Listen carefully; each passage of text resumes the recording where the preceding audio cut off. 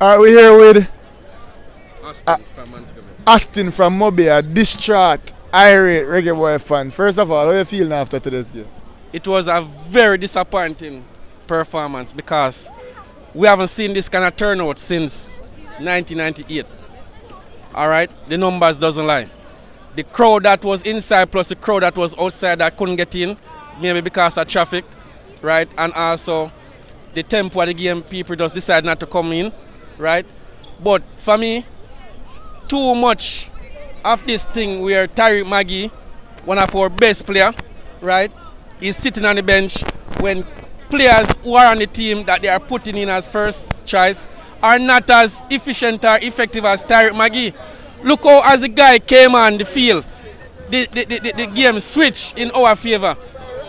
And what I see happening also is we're bringing in these English players, and because they are sure of their game, they are complacent.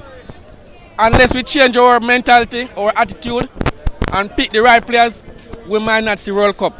Because we need players who can do the job, players who are committed, and players who are going to die wearing this color, Jamaica, green, yellow, and black. McGee need to be on the field at the start of the game. This is utter foolishness. Do you believe that McGee is the standout player today? Of course. Who else? Bro, who else? You know football. Who else? You are talking of. Bro, yeah, Isaac Ian came on and did very well, breaking up the players, winning the tackles, excellent.